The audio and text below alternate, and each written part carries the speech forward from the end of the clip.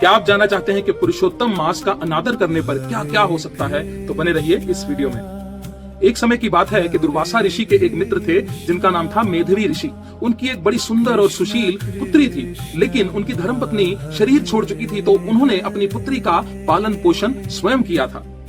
धीरे धीरे समय बीतता गया और वो पुत्री जो है वो विवाह की आयु तक पहुंच गई, लेकिन माता के ना होने से मेधवी ऋषि को इस बात का बिल्कुल भी एहसास ना हुआ कि पुत्री विवाह के योग्य हो गई है। समय और समुद्र की लहरें किसी का इंतजार नहीं करती, इसी के साथ मेधवी ऋषि को भी शरीर छोड़ना पड़ गया और उनकी पुत्री निसहाय और अकेली हो गई। फिर एक दिन ऋषि दुर्वासा, जो कि मेधवी ऋषि के मित्र थे, उनकी पुत्री से मिलने जाते हैं। दुर्वासा ऋषि को देखकर ऋषि मेधवी की पुत्री बहुत ज्यादा व्याकुल हो जाती है और कहती है, कृपा करके मेरी सहायता कीजिए, मैं निसहाय हूँ, कृपया मुझ पर दया कीजिए। ऋषि दुर्वासा कृपा करके उस पुत्री को बताते हैं कि तुम आने वाले समय में पुरुषोत्तम मास का व्रत करो, ये पुरुषोत्तम मास ही तुम्हारी असल में सहायता कर सकता है। तब ऋषि मेधवी की पुत्री को इस बात से बड़ा गुस्सा आता है कि मैं इनसे दया की याचना कर रही हूँ और ये मुझे मल मास के व्रत के बारे में समझा रहे हैं। मैं जानती हूँ वो मल मास है, उसका पालन करने से, उसका व्रत करने से भला क्या ही हो जाएगा। इस प्रकार के कठोर वचनों से वो मल मास का, अधिक मास का, पुरुषोत्तम मास का अपमान करती है। जब ऋषि दुर्वासा ऐसे कठोर वचनों को सुनते हैं तो वो तुरंत ऐसा सोचते हैं कि मैं इसको श्राप दूंगा, लेकिन वो रुक जाते हैं और सोचते हैं कि ये मेरे मित्र मेधवी ऋषि की पुत्री है और अभी बड़ी दुखी है, तो इसलिए मैं इसको श्राप नहीं दूंगा। लेकिन वो उसको कहते हैं कि तुमने अधिक मास का इस प्रकार से कठोर वचनों से अपमान किया है, इसके दुष्परिणाम तुम्हें अवश्य भोगने पड़ेंगे। मैं तुम्हें श्राप तो नहीं दूंगा, लेकिन इसका दुष्परिणाम तुम्हें भुगतना पड़ेगा।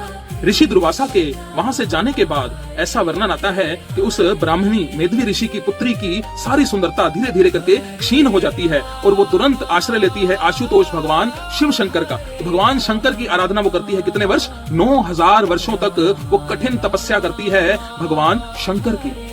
9000 वर्षों की कठिन तपस्या जब खत्म होती है तो भगवान शंकर स्वयं वहां प्रकट हो जाते हैं और उस मेधवी ऋषि की पुत्री से बिल्कुल रहा नहीं जाता और वो बार बार भगवान शंकर से मांगती है, हे प्रभु मुझे पति दे दीजिए, कृपा कीजिए, मुझे पति दे दीजिए, मैं बड़ी अबला हूँ, मुझे एक पति दे दीजिए। इस प्रकार 5 बार वो यही चीज मांगती है और भगवान शंकर मंद मंद मुस्कुराकर कहते हैं, तथास्तु।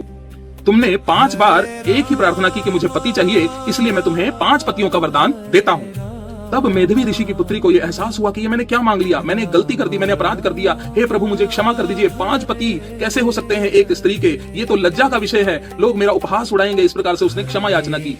तब भगवान शिव बोले कि मैंने जो वरदान दिया है वो विफल तो नहीं जा सकता, लेकिन मैं इस बात का आश्वासन देता हूँ कि तुम्हारे 5 के 5 पति दिव्य गुणों से युक्त होंगे और अपने अगले जन्म में वही मेधवी ऋषि की जो पुत्री है द्वापर युग में वो द्रौपदी के रूप में उनका प्राकट्य हुआ और उनके 5 पति जो है वो पांडव कहलाए। और इस प्रकार आगे हम सब जानते ही हैं कि द्रौपदी माता और पांडवों को अपने जीवन में किस प्रकार बहुत सारी कठिनाइयों का सामना करना पड़ा, और ये सब इसीलिए क्योंकि उन्होंने पुरुषोत्तम मास जैसे दिव्य मास का तिरस्कार किया था, उसका अपमान किया था। तो इस दिव्य पुरुषोत्तम मास में ऐसे और दिव्य तथ्यों को जानते रहने के लिए कृपया इस चैनल को फॉलो कीजिए। हरे कृष्णा।